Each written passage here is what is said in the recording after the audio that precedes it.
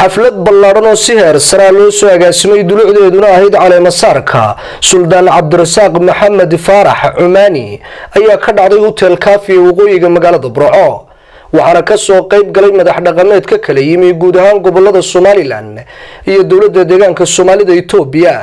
inta badan dhalinyarada haweenka waxgaradka iyo waayeelka ay isku haybta yihiin hogaamiye dhaqameedka la caleemasaaray iyo marti sharaf kale goobta ay ka dhacaysay xafladda caleemasaarku ayaa lagu soo bandhigay ciyaarta uu caanka ku yahay gobolka Togdheer ee loo yaqaan Jaandheerta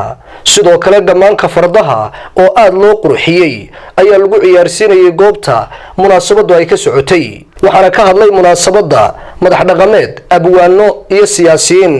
kuwaas oo u jeediyay weero waana iyo ducaa suldaanka cusub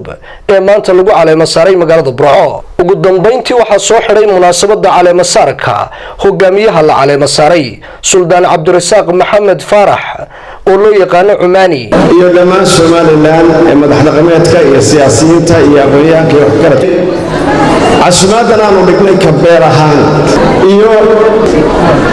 garashada beesha ay garatay inay caleemasaarto suldaan cabdirasaaq maxamed faarax anigoo ku hadlaya afkii suldaanka guud ee beelaha habar jeclo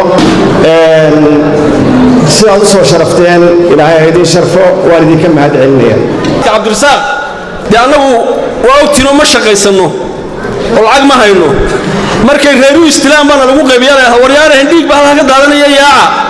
dabeedna 7 cishaan weynaa waxaanu ku aanbabaxnaba 7 cishaan 20 qof dhimataaba haddaanu kharashayno markiiba waanu kala gaarileen horta wuxuu soo kordhinaya kharashka isagu maanu ka qaadanaa markiiba haddii ka dhigo waanu kala gaarina reeraha ilaahay maalka intuu hor u hayay hawga lama laabo anigu waxaan ka socdaa dawladda deegaanka Soomaalida Itoobiya guurtooda heerkii suldaan cabdirasaaq oo imid dartii iyo soo wakiishay inaan ka soo qayb galay xafladan qiimaha iyo qaayaha badan leh runtii taana cabdirasaaq waxaan leenahay allah kuwa astura xilka cusub ee lagu doorayo cadaalad iyo sinaan hadalka halkan waxa ugu horeeya suldaanka maanta la caleemasaarayo in loo duceeyo iyo in la soo dhaweeyo suldaanka marka hore beel baa keenta beelaha kale ee deegaanadaas la qaata dawladda wadanka ka jirta baa la qaadata markaas wadamada kale loo gurmadaa marka hore waxa inoo keentay beesha reex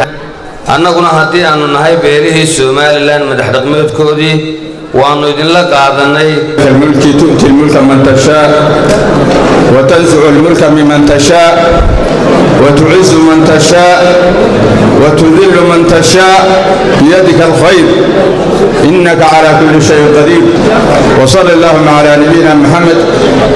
wa ala alihi wa sahbihi du'a iyo dardaaran ba meesha yaala waana loo duceeyay ilaahay ha u aqbalo suldaanka waa soo dhaweynayna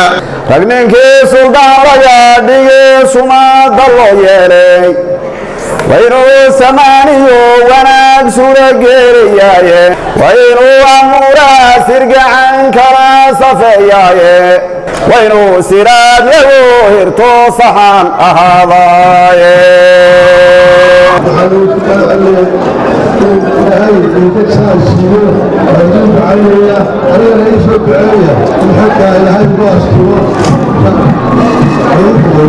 علي داير محمد بوس تي في عالم اليونيفرسال برعو